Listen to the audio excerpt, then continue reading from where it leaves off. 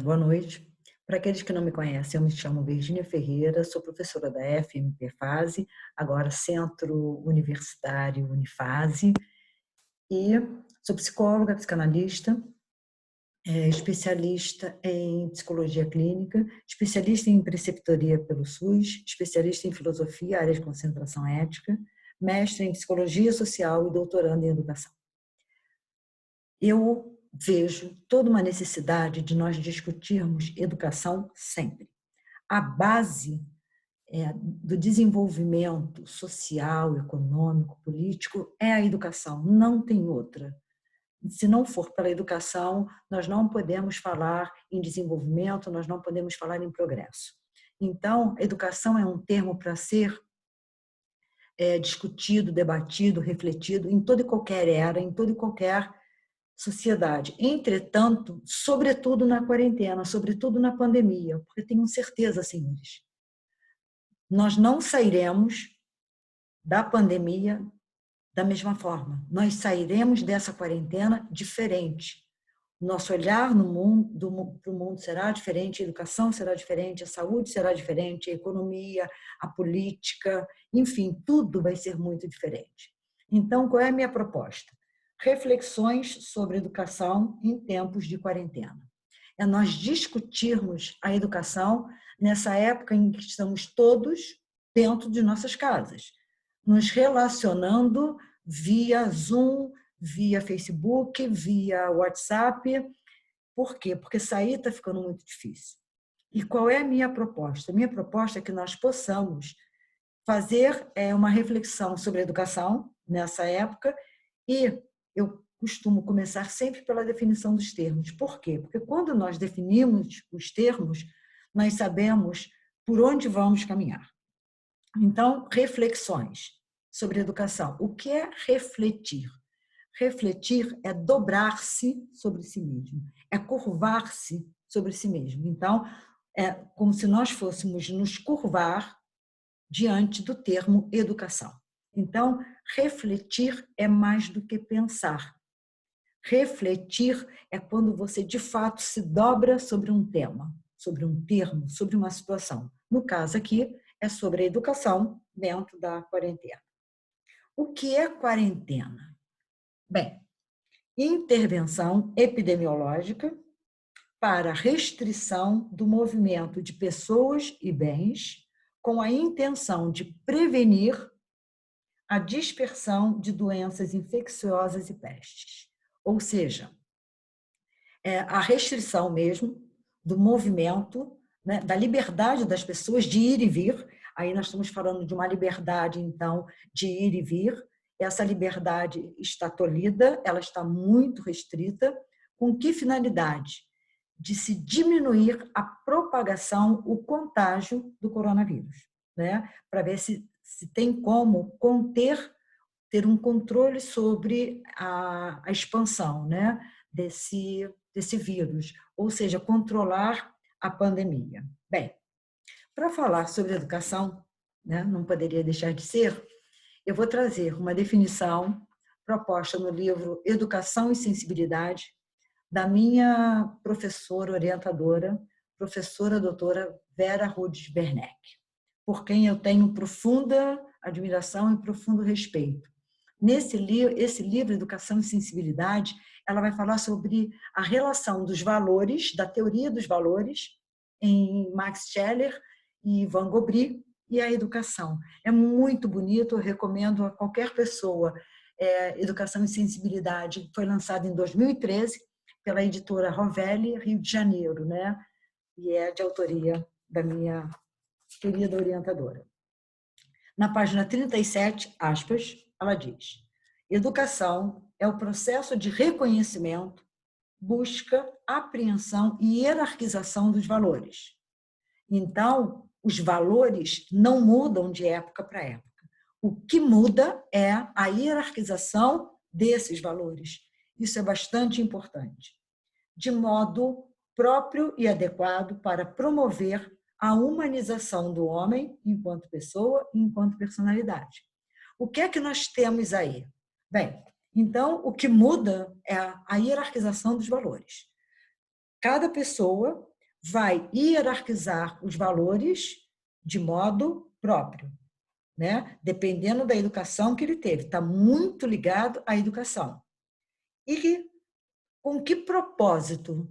Com o propósito de humanizar o homem enquanto pessoa, enquanto personalidade. Então, aí, nós temos alguns elementos que nós podemos inferir dessa definição. Bem, primeiro, o homem não nasce humano. Ele se torna humano ou não. Freud diz, nós nascemos indivíduo, nos tornamos sujeitos ou não. Simone de Beauvoir diz, nós não nascemos mulher, nós nos tornamos mulheres ou não.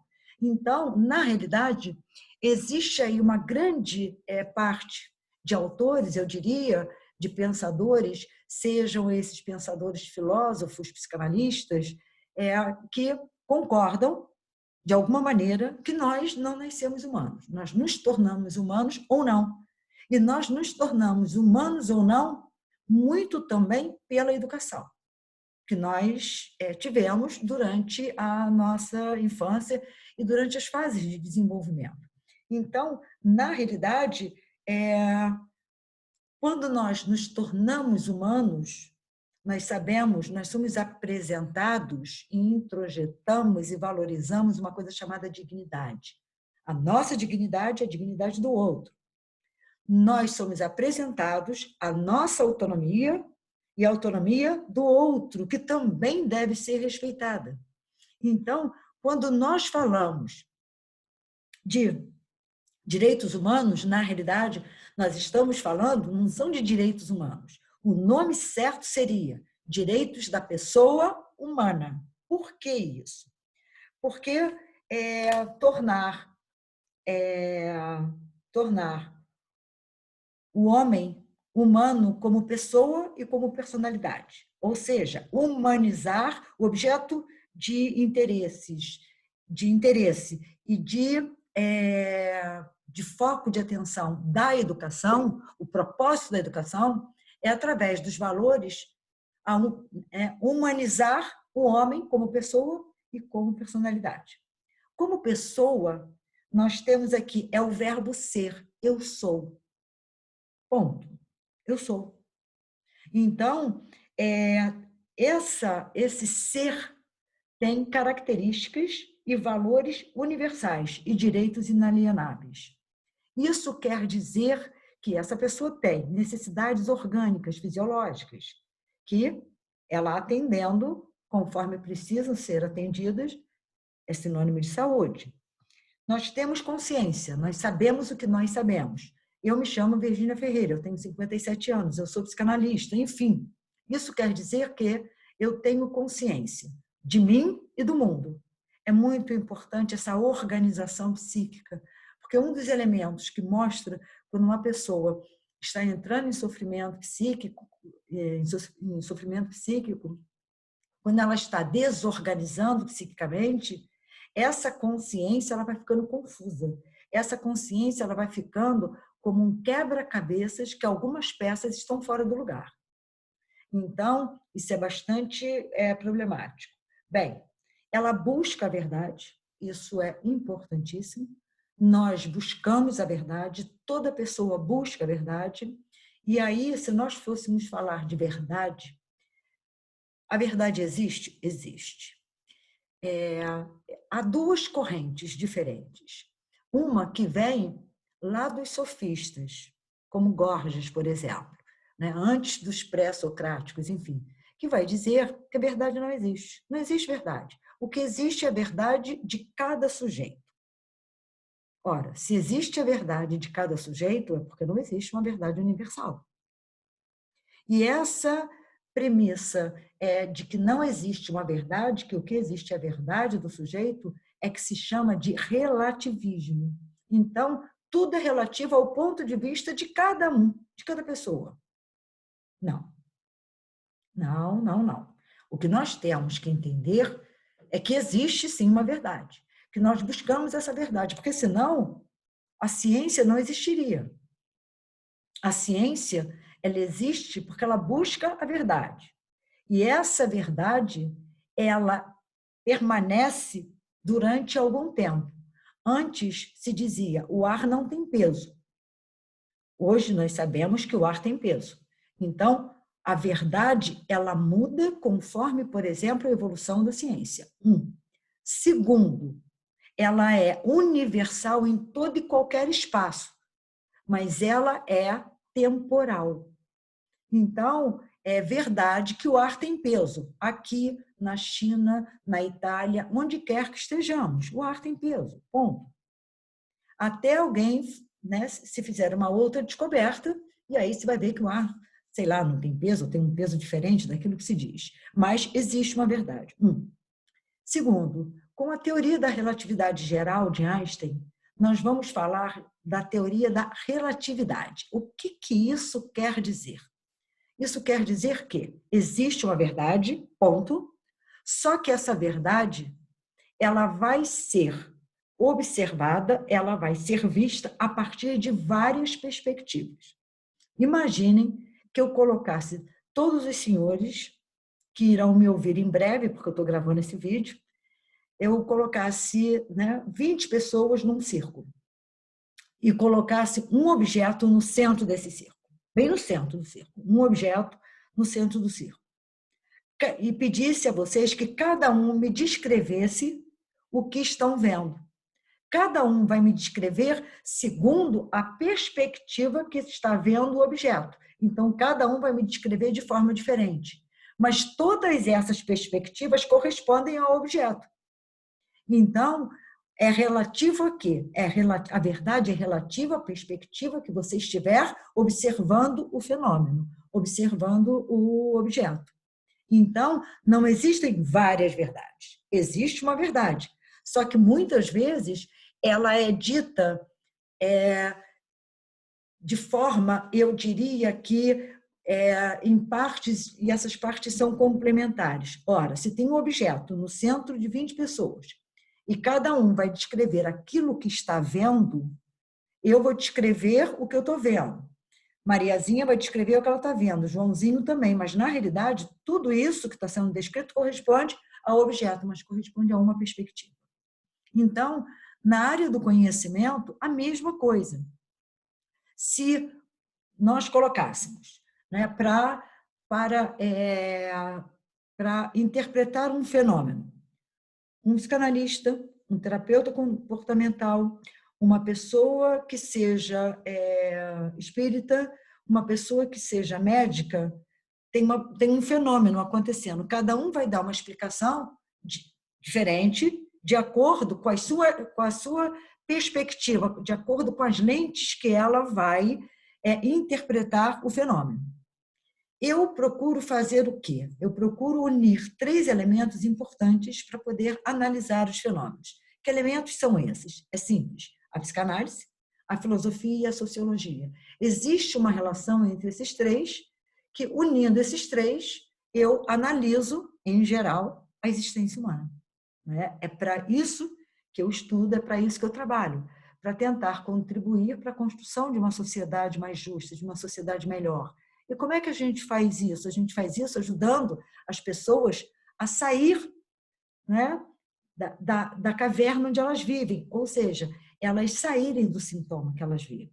Elas se tornando menos infelizes ou mais felizes, certamente nós estamos contribuindo para a construção de uma sociedade melhor. Bem, então, quando nós falamos em pessoa, que nós falamos de busca da verdade, vontade de fazer o bem e capacidade afetiva, nós estamos falando de um só termo: dignidade. Nós temos que respeitar a dignidade de toda e qualquer pessoa. Nós temos que respeitar a autonomia de toda e qualquer pessoa que estiver psiquicamente organizada. Então, esses direitos, eles são inalienáveis. Eles são regidos por um termo maior que se chama dignidade e autonomia. Isso aonde quer que estejamos. Toda pessoa tem direito, não é ao não mal, é ao bem. Aqui, no Afeganistão, na França, no Japão, onde quer que estejamos. Essa pessoa, ela tem direito ao bem, não é ao não mal, né? Ela tem direito a exercer a sua dignidade, a sua autonomia. E muitas vezes nós não respeitamos isso. Nós achamos que o outro tem que fazer aquilo que a gente acha que é melhor para ele. Uma dica: nós não sabemos o que é melhor para a gente, como é que nós sabemos o que é melhor para o outro? Bem, e enquanto personalidade. Então, é o processo de humanização do homem enquanto pessoa, ser, e enquanto personalidade. Personalidade, nós usamos o verbo ter. Eu tenho uma personalidade. Por que é o verbo ter? Porque é aquilo que corresponde às características individuais de cada pessoa. De cada pessoa. E essas características, elas são passíveis de modificação. Elas são passíveis de mudança. Você diz assim, a Mariazinha era tão rígida, hoje ela é tão flexível, né? Então, são características que elas são, na realidade, mutáveis. Elas podem mudar. Elas mudam de pessoa para pessoa, elas mudam de época para época. Então, fazendo uma metáfora, pessoa seria esse núcleo duro, aquilo que todo mundo é, independentemente de sexo, de raça, de gênero, convicção política, crença, é aquilo que ela é. E a personalidade é aquilo que vai orbitar em torno da pessoa. Então, a pessoa é um núcleo duro. A personalidade seria aquilo que vai orbitar em torno da pessoa, né? Então, são necessidades diferentes. Eu tenho necessidade de estudar, ponto. Isso faz parte da minha personalidade. Eu tenho 57 anos, desde que eu me entendo por gente, eu sempre gostei de ler, eu sempre gostei de estudar. Isso é meu, isso é muito próprio meu. Faz parte da minha personalidade. Pode ser que daqui a 10 anos eu diga assim, não quero mais ler, agora eu quero praticar surf. Né? Quer dizer, praticar surf eu acho difícil, né? Mas diminuir um pouco a leitura talvez seja possível. Mas o que eu quero dizer é que a personalidade, ela muda. Então, são elementos, em geral, situados dentro de uma determinada era. Por quê? Porque a cultura e a era que nós vivemos influencia, sim, na formação da nossa personalidade, assim como nós influenciamos na formação da cultura. Então, são elementos que são mutáveis e que têm relação com a época que nós vivemos. Afinal, nós não somos células em estado de livre flutuação. Bem, a outra coisa que eu gostaria de chamar a atenção é que, dentro dessa perspectiva, dessa definição de educação, não são os valores que mudam. Os valores não mudam de época para época. O que muda, na realidade, é a hierarquização desses valores. São duas coisas totalmente diferentes. Ninguém inventa novos valores. Nós simplesmente mudamos essa hierarquia de valores. Essa hierarquia de valores é que muda. E isso faz muita, muita diferença. Aí vocês vão me perguntar, o que é valor? Valor é tudo aquilo que supre uma carência humana. Valor é isso. Valor é tudo aquilo que supre uma necessidade humana. Aí a pergunta é, do que eu tenho necessidade? Do que eu tenho carência? Isso é uma pergunta para cada um fazer a si mesmo, né? Bem, como nós temos o valor, nós temos o contravalor. O que é o contravalor? É tudo aquilo que é nocivo, é tudo aquilo que é maléfico a uma pessoa, à natureza, ao que quer que seja. Então, quando uma pessoa ela mata a outra, é um contravalor. Quando uma pessoa destrói um prédio público, por exemplo, é um contravalor. Quando uma pessoa ela é mal educada e ela agride alguém, é um contravalor, certamente. Certamente. E um não valor é tudo aquilo que é indiferente. E isso nós temos muita dificuldade em lidar, com a indiferença. Quantas vezes nós lutamos para nós fazermos alguma diferença para alguém? Por quê? Porque a indiferença, você não representar nada para o outro, é muito dolorido, é muito difícil. Então, nós temos valor, contravalor. Contravalor é aquilo que faz mal, que é nocivo, que é maléfico, e não valor é aquilo que é indiferente. E o que é a inversão de valores? É quando os valores da personalidade estão acima dos valores da pessoa. Então, nesse momento, na hierarquia, há uma inversão. Por quê? Porque se ser pessoa é aquilo que é universal, é a dignidade, é a autonomia, esses valores da pessoa, eles precisam estar acima dos valores da personalidade. O meu bem-estar, a minha dignidade precisa estar acima dos valores da minha personalidade. Os valores utilitários precisam estar submetidos aos valores da pessoa humana, a dignidade, ao bem-estar, a busca da verdade, né? Então, o que nós temos, né? Quando os valores individuais estão acima dos valores universais, isso é muito complicado. E isso nós observamos, não, nós constatamos muito isso hoje na sociedade em que nós vivemos. As pessoas são individualistas, ponto. Elas querem estar visíveis, elas querem aparecer, elas não se preocupam com o outro. Se o outro tem o que comer, se o outro não tem o que comer, como é que o outro está se sentindo, como é que o outro não está se sentindo, raramente isso nos preocupa, raramente. Isso é objeto de nosso interesse, de nossa preocupação. Nós estamos sempre pensando na gente. Ora, eu não vivo sozinha, eu pertenço à raça humana. Eu preciso ter o sentimento de pertencimento à raça humana. Então, se eu vivo pensando só em mim, na realidade, eu estou fazendo uma inversão de valores muito grande.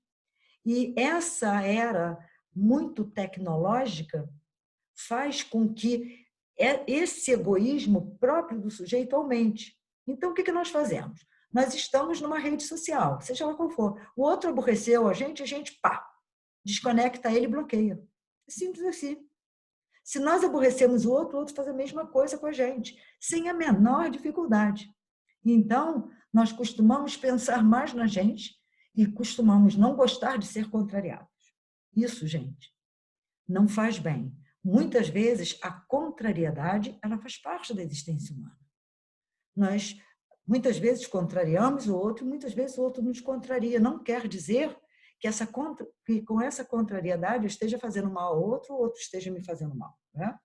Bem, então, só a título de informação, na teoria dos valores, nós temos dois expoentes. Quais são eles?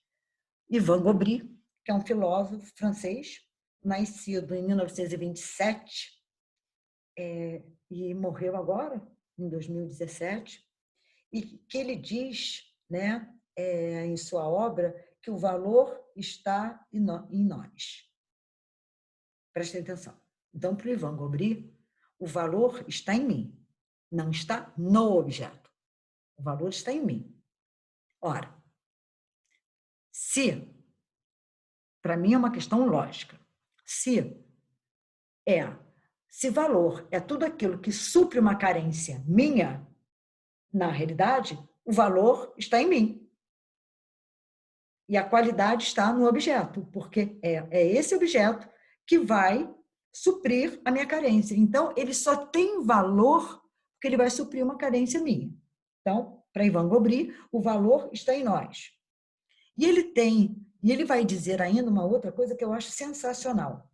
Para Gobry, o tempo passado, presente, e ele não fala em futuro, ele fala em porvir. Porvir. P-O-R-V-I-R, tudo junto, porvir. Por quê? Porque nós estamos diante de possibilidades. E o futuro, de acordo com Gobry, somos nós quem fazemos. Somos nós quem escolhemos. Sou eu que vou escolher a hora que eu vou dormir. Isso é futuro. Sou eu que vou escolher a hora que eu vou acordar. O que eu vou fazer do meu dia amanhã. Então, quando nós falamos de futuro, a gente costuma muito pensar em daqui a 1, 2, 3 anos. Não. O futuro é daqui a meia hora. O futuro é daqui a 1 hora. O futuro é daqui a 5 anos. Então, quando ele fala em porvir, ele chama para o sujeito a responsabilidade do que será o amanhã dele. O meu amanhã será de acordo com aquilo que eu fizer. Então, eu acho assim, bastante interessante. E o livro do Ivan Gobry, que fala sobre os valores, ele não permitiu que fosse traduzido para língua nenhuma, se chama De la Valeur. É um livro bastante interessante, só tem em francês, não tem em qualquer outra língua, e ele não permitiu que fosse traduzido. É um livro bastante interessante. E um outro expoente, que vai falar também dos valores, se chama Max Scheler. Max Scheler é um filósofo alemão que nasceu em 1874 e morreu em 1928. E que ele vai dizer que o valor está nas coisas. O valor não está na gente. Então, na minha tese de doutorado, eu trabalho tanto com Max Scheler quanto com Ivan Gobry, porque eu chamo para dialogar esses dois filósofos, também chamo Bauman, que é um sociólogo polonês, para falar sobre a pós-modernidade, né? Essa era fluida, líquida e a teoria dos valores. Bem, mas vamos prosseguir aqui, educação. Então, tanto para Ivan Gobry, aí para os dois, quanto para Scheler, na hierarquia de valores, a grosso modo, rapidamente, nós teríamos na base a animalidade. Na base. Na base nós teríamos a animalidade. Mais acima, nós teríamos a humanidade. É esse homem tendo se tornado humano a partir da educação. E acima, no topo, nós teríamos a espiritualidade. Então, nós, na base, nós seríamos animalidade pura. O que é animalidade pura? Animalidade pura é você fazer aquilo que você quer na hora que você quer, sem pensar no outro. Vamos pensar numa criança de 3 anos, que aborreceu, ela morde. Deu vontade de fazer xixi, ela faz onde ela estiver. Deu sono, ela dorme. Quando é que, através da educação, o homem se torna humano? A partir do momento que é apresentável a ele a realidade, o não. Então, você não pode falar palavrão, você não pode bater no amiguinho, você tem que respeitar pai e mãe. Então, na medida em que nós vamos educando, nós vamos transformando o homem em um ser humano, vamos humanizando esse homem. Através do processo de educação feito pela família e feito pela escola. Porque a escola também tem a função de socialização. E socializar quer dizer ensinar ao outro quais são os seus limites na relação. Isso é bastante importante. Até onde se pode ir numa relação. Porque tem o outro, né? Tem a dignidade do outro, os direitos do outro, a autonomia do outro. Bem, e no topo estaria o quê? A espiritualidade. O que é essa espiritualidade? São aquelas pessoas que vivem para fazer bem ao outro. É exatamente isso. Espiritualidade é isso. Exemplo, Virgínia, os médicos sem fronteiras. São pessoas que vivem em regiões extremamente precárias, extremamente violentas e estão ali para fazer o bem ao outro, para cuidar do outro. Então, nem todos nós, eu diria que uma minoria alcança o nível da espiritualidade na escala dos valores. Mas se a gente alcançar, pelo menos, a humanidade, esse nível de humanização, já estaria muito bom. E aí eu trago para a nossa conversa um filósofo chamado Nietzsche, bastante interessante, que ele vai dizer: o homem é uma corda esticada, imagine uma corda esticada, entre a animalidade e o super-homem, aquele que se autodetermina. Então, nós não deixamos essa animalidade. Nós estamos sempre freando essa animalidade que habita cada um de nós. Mas também estamos nos autodeterminando no porvir, né? De Ivan Gobry. Então, nós estamos ali fazendo o quê? Pensando como é que vai ser o nosso dia de amanhã, como é que vai ser, como é que eu vou amanhã dar aula de manhã, que eu dou aula no curso de psicologia amanhã de manhã, de teorias e técnicas psicoterápicas, que aí, então, na realidade, eu estou me autodeterminando. Na qualidade de psicanalista, fui eu, opção minha, ser psicanalista. Então, nós estamos sempre com essa corda, sempre bastante tensionada, sempre bastante esticada. E isso, gente, é bastante importante, que nós possamos nos responsabilizar pelaquilo que nós somos. Então, eu não tenho que atribuir a ninguém a responsabilidade sobre aquilo que eu sou e que eu fiz e que eu faço. Eu tenho que atribuir a mim, a mais ninguém. Bem, então, voltando à educação,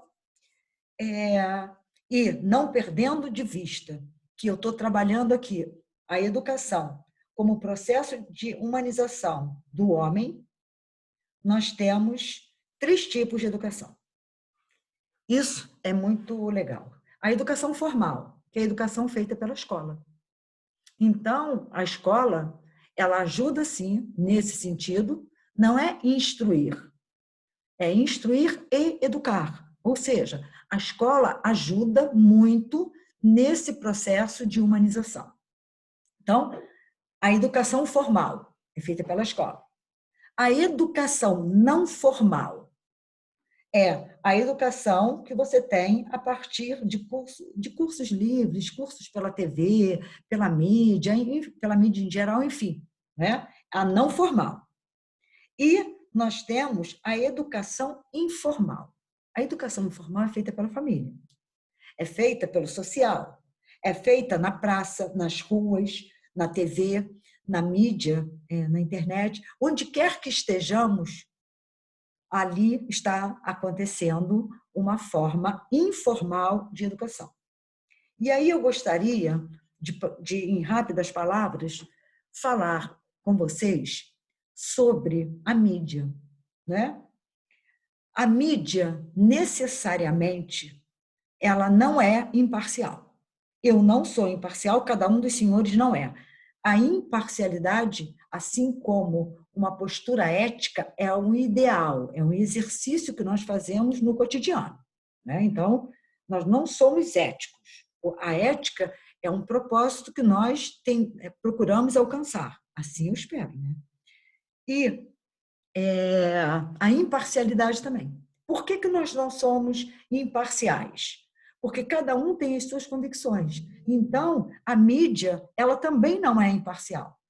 Mas não é isso que está em questão. A mídia, ela precisa selecionar as informações que ela vai transmitir. Então, nessa seleção, já existe aí uma parcialidade, já existe aí uma tendenciosidade. Não tenho a menor dúvida disso. Então, se eu faço uma seleção, eu vou fazer essa seleção de acordo com os meus critérios. Se eu vou fazer a seleção com os meus critérios, eu já não estou sendo imparcial. Bem, e aí, o que eu tenho? Que essa mídia não é isenta.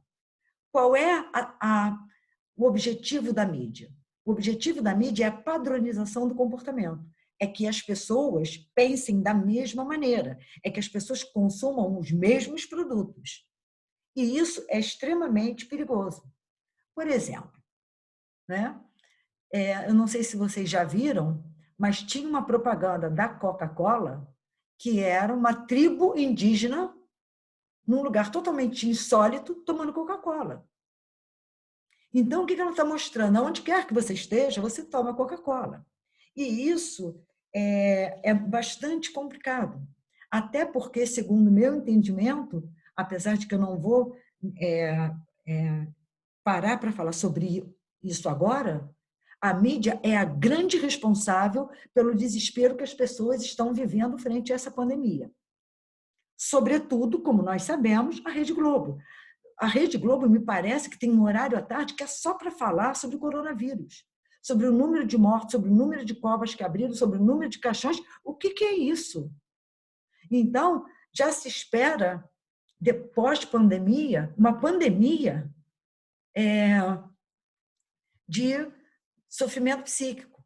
Imaginem com a mídia em cima fazendo o que ela está fazendo, você dentro de casa, sem muito recurso, né, porque a maior parte das pessoas não está sabendo aproveitar esse tempo em casa, e liga a televisão e as notícias elas se repetem. E parece que a mídia se alimenta, né, se alimenta de mortes, se alimenta dessas covas abertas, desse número de caixões. O que é isso? Né? Aí é tendenciosidade demais, aí é levar desespero às pessoas. E o que é pior, quanto mais ela faz isso, que é uma atitude perversa, que é uma atitude que a mídia sabe que ela está fazendo mal, porque o que as pessoas mais temem é a morte, quanto mais ela fala, parece que mais as pessoas ficam presas a ela, né? Isso é um absurdo, mas vamos seguir em frente. Né? Bem, então, nós aqui vamos estar mais remetidos, obviamente, à educação formal, aquela que é feita, aquela que é exercida pela escola. Então, quando eu falo em educação formal, eu estou falando do modelo tradicional. Eu estou falando de sala de aula, eu estou falando de aula presencial, eu estou falando de aula acadêmica. Né? Eu sou muito acadêmica, mas eu sou acadêmica demais da conta. Né? Então, nós estamos ali caminhando, como de hábito, como de habitude. Né? Nós estamos ali caminhando. Entra ano, sai ano e permanecemos. Entrando em sala de aula, ministrando nossas aulas, né? E nos utilizando dos mesmos recursos. Tem a lousa, tem o multimídia, que ali você projeta os seus slides, ali você dá aula, os alunos ali, de frente para vocês sentados, e terminou a aula, aí você faz a chamada, terminou a aula, você vai embora, cada um vai para sua casa. Né? Então, é a isso que nós estamos acostumados. Abruptamente, somos atravessados pela pandemia. Então, a pandemia vem e, né, como um rolo compressor no mundo, não é no Brasil, é no mundo. E ela pegou a todos de surpresa, a todos nós ela pegou de surpresa. Né? Nossas vidas mudaram 180 graus. Aí vocês vão me falar, Virgínia, por que 180 e não 360?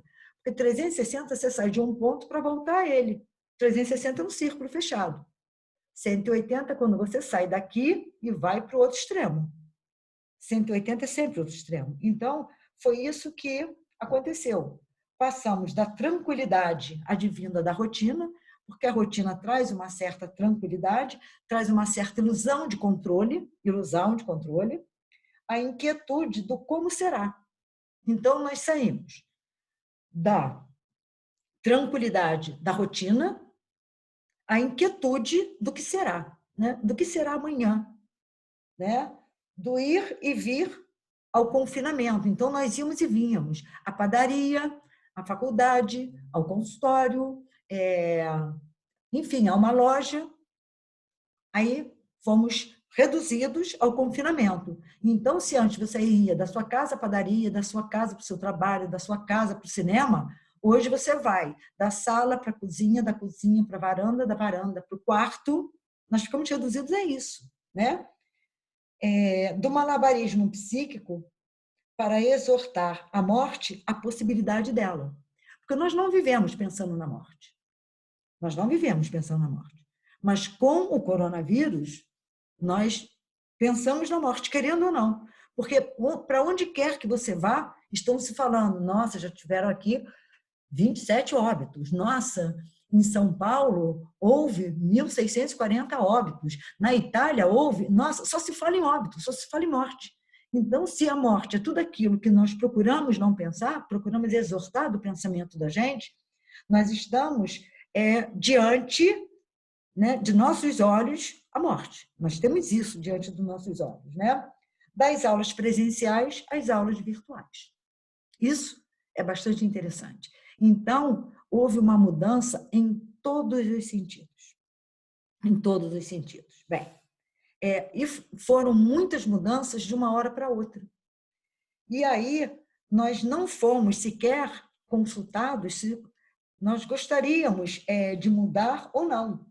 Essa pandemia nos obrigou à quarentena, né? Mexeu numa das maiores resistências do ser humano, que é a mudança. Nós resistimos à mudança. Mudanças simples. Nós mantemos, em geral, a mesma cor de cabelo, o mesmo corte, sentamos à mesa para almoçar sempre no mesmo lugar, sentamos à sala para assistir televisão sempre no mesmo lugar, assistimos sempre os mesmos canais, começamos a tomar banho sempre por uma determinada parte do corpo.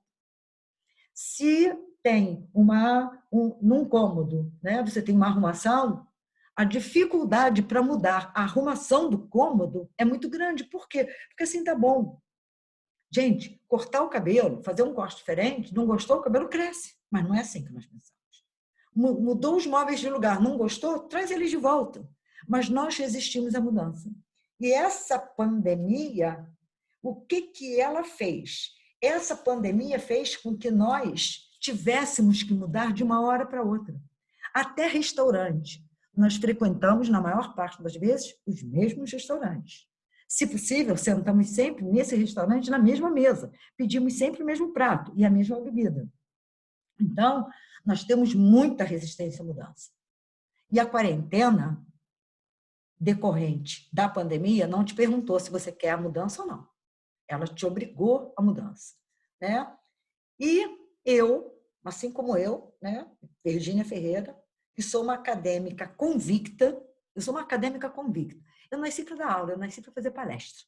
Eu gosto, eu me sinto bem, é o meu palco, né? Sou apaixonada por sala de aula presencial, palestras presenciais, debates presenciais. E agora tenho que me despir dessa forma presencial e me adaptar ao universo virtual. A quarentena está aí. Mas a vida não pode parar. A vida tem que seguir, com profundas mudanças, mas ela tem que seguir.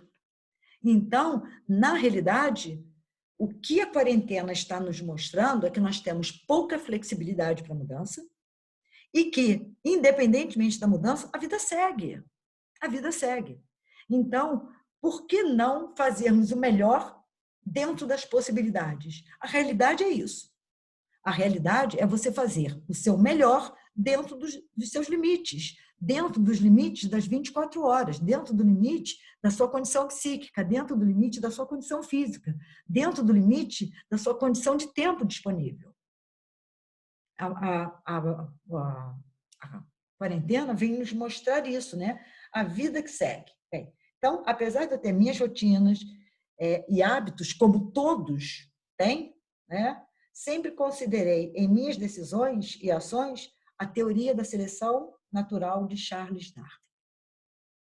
O que Charles Darwin dizia? Que, né, os organismos mais bem adaptados têm maiores chances de sobrevivência. O que isso quer dizer? Só os mais fortes sobreviverão, mas não são os mais fortes em termos de força física, são os mais fortes em termos de adaptação. É muito interessante isso. E tem algumas correntes psicológicas, como, por exemplo, a teoria junguiana. Jung era um seguidor do Freud, e ele deixa de seguir o Freud, eles brigam, porque Freud fala inconsciente, e o Jung fala inconsciente coletivo. Então, Freud não aceita essa noção de inconsciente coletivo, e aí os dois brigam e se separam. O Jung se separa do Freud. Jung vai dizer que o que ele mais preza é a capacidade de adaptação do sujeito. E na teoria do Darwin, eu acho que Jung era darwiniano, apesar de eu não ter visto isso em lugar nenhum, mas eu acho que era darwiniano. O que o Darwin diz? Que só os mais fortes irão sobreviver, ou seja, são aqueles que têm maior capacidade de adaptação. E eu acho que é isso que a quarentena está fazendo. A quarentena está dizendo para mim, para cada um, qual é a capacidade de adaptação que nós temos. e em que grau nós temos essa capacidade de adaptação. Isso é muito importante. Quanto mais saudável psiquicamente uma pessoa estiver, maior serão as chances dela de se adaptar a essas mudanças que a pandemia trouxe para a gente. Por quê? Porque eu queria que vocês entendessem que, numa época fluida, como nós vivemos, que o Bauman chama de líquida, né? Tudo é líquido, né? Tudo é fluido, tudo se desfaz, né? É uma era de mudanças. Essa era que nós vivemos é uma era de mudanças. Antes da pandemia, a era pós-moderna é uma era de mudanças aceleradas, de mudanças rápidas, mudanças constantes. Entretanto, são mudanças tão sutis que parecem intervir muito pouco ou quase nada em nossas vidas. Então, são mudanças que estão acontecendo antes da quarentena.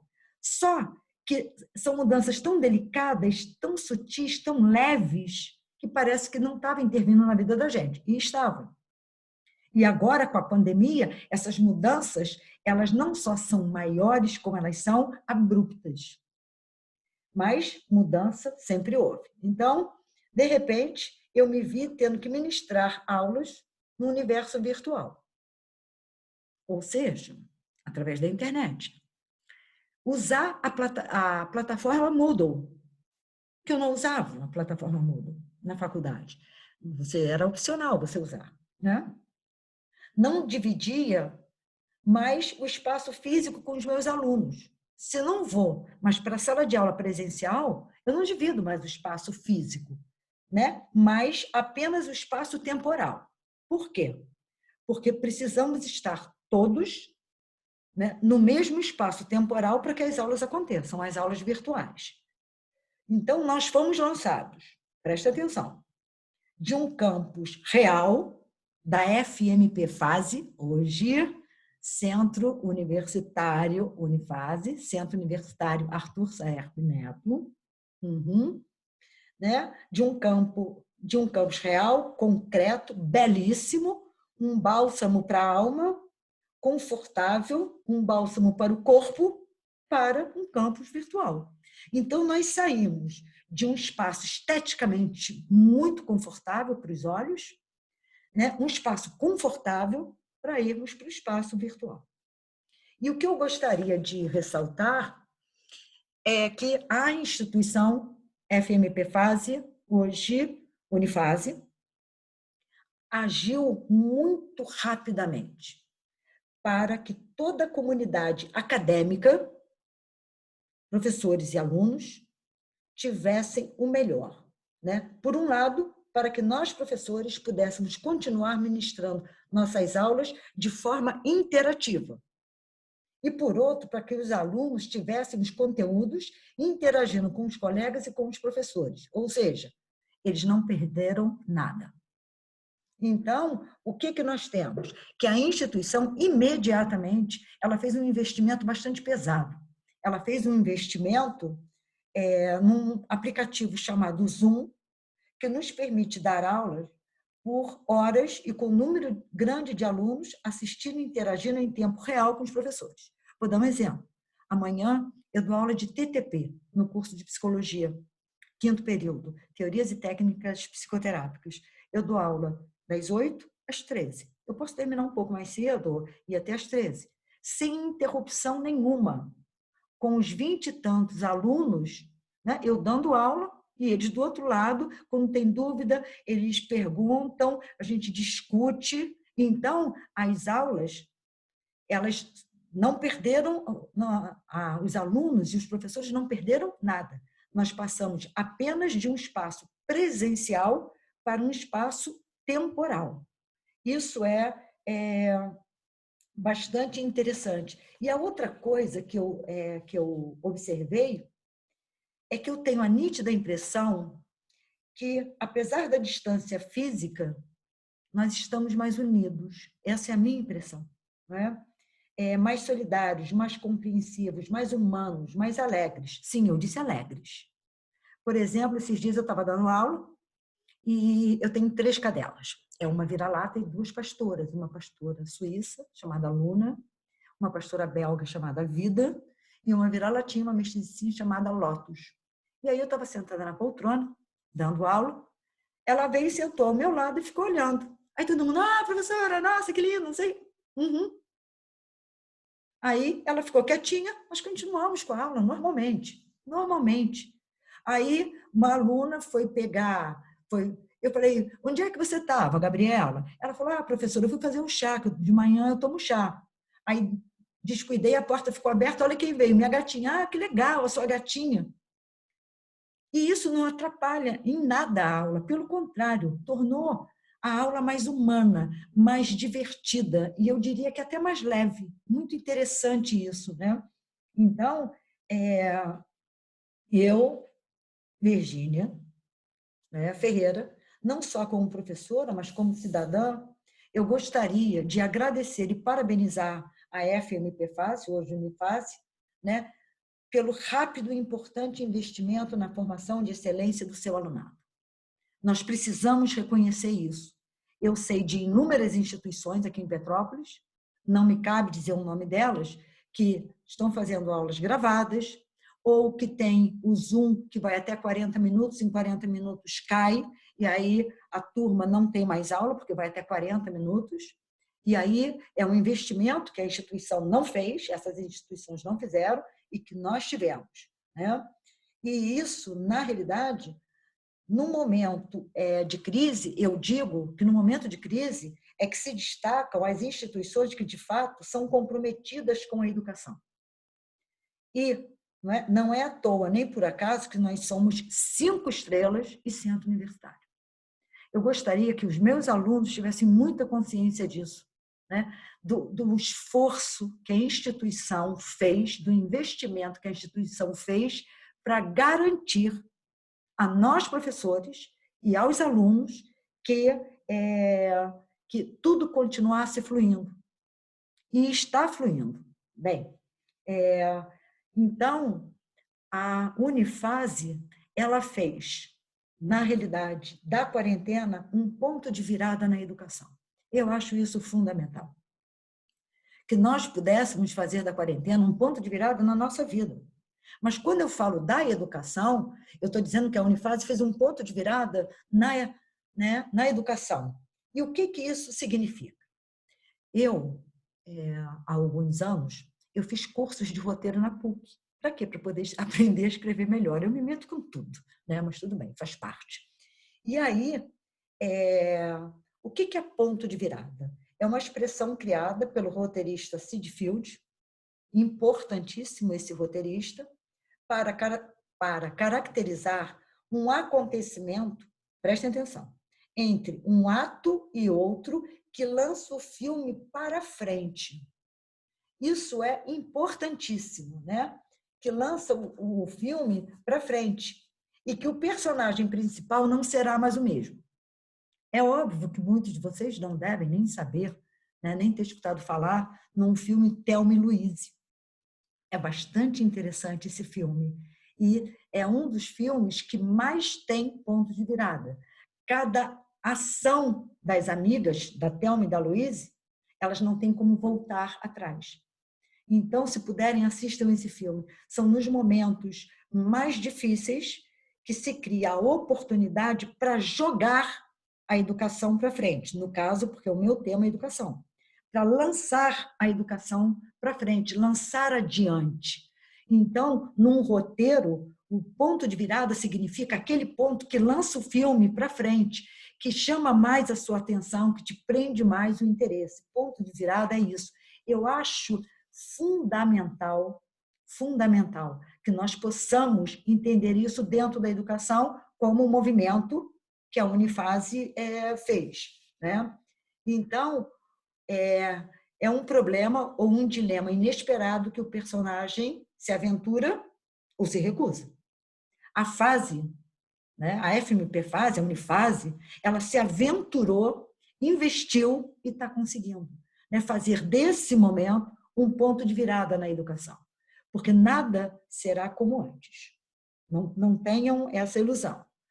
Nada. A sua vida, a educação, a saúde, a economia, a política, tudo depois dessa pandemia vai ser diferente.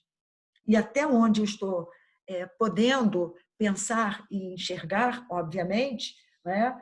Eu penso que, em termos de educação, segundo o meu entendimento, nós evoluímos muito em muito pouco tempo.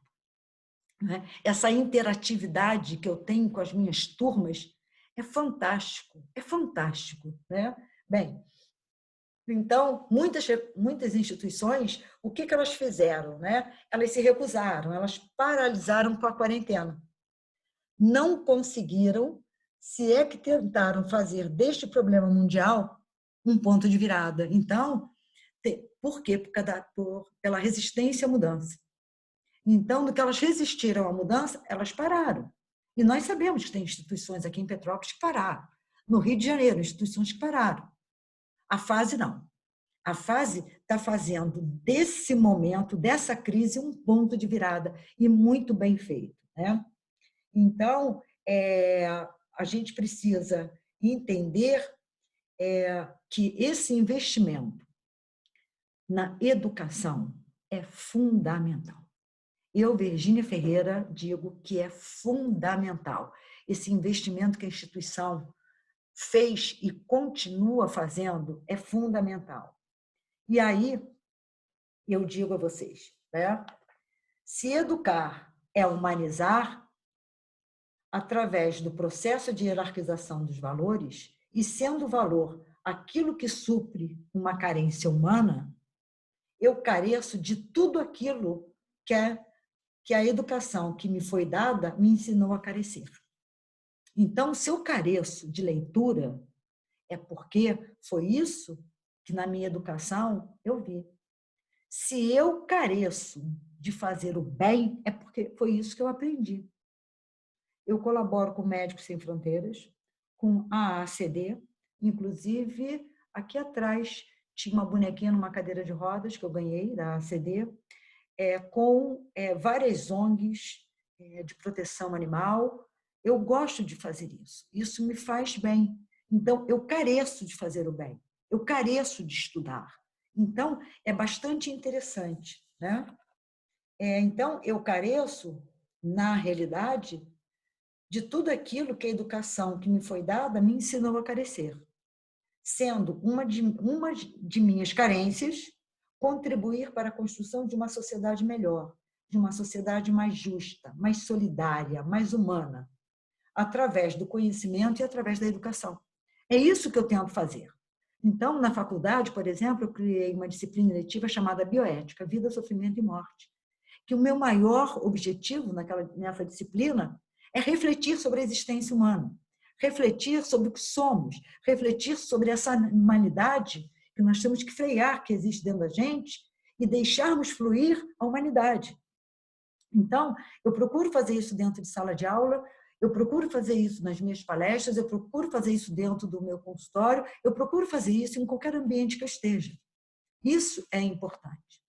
Né? Então, essa é uma de minhas carências.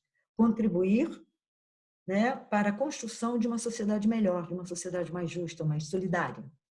E eu gostaria muito de finalizar esse vídeo agradecendo a Unifase, né, por me dar a chance de suprir uma de minhas carências, que é através, né, desse conhecimento pequeno que eu tenho, que é um conhecimento muito pequeno, né, fazer com que as pessoas reflitam.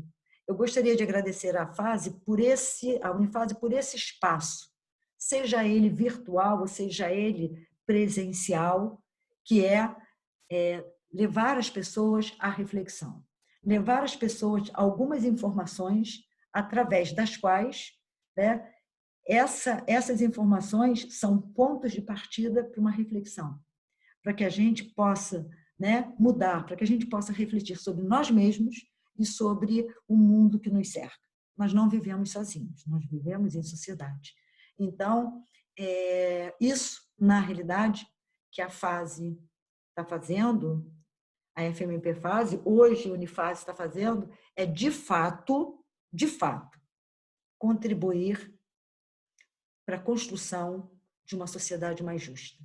De fato, ela está comprometida com a formação de excelência do nosso alunado, como pessoa e como personalidade, ou seja, como pessoa e como profissional. Então, eu gostaria de agradecer e parabenizar a instituição e dizer o seguinte: essa minha fala eu vou postar ela no meu blog. O meu blog é Profa mesmo, Profa, Virgínia Ferreira, Profa Virgínia Ferreira, tudo junto, tá? Profa Virgínia Ferreira, wordpress.com. E, né, eu vou passar essa fala minha, que óbvio, em texto ela está diferente, a gente falando, a gente sempre tenta enriquecer um pouco a mais, e dizer a vocês também que a partir da segunda-feira, dia 25 de maio, às 20 horas, eu vou fazer uma live no meu Instagram. O meu Instagram é virferreira16. Então, o meu Instagram, virferreira16, às 20 horas, no dia 25 de maio, eu vou fazer uma live. Aliás, eu vou fazer uma sequência de lives, né, quinzenalmente, às segundas-feiras, às 20 horas. E a primeira live que eu vou fazer no Instagram será sobre o suicídio na pandemia, na quarentena, tá? Então, é um tema difícil, mas é um tema que eu vou me propor a refletir junto com vocês, tá?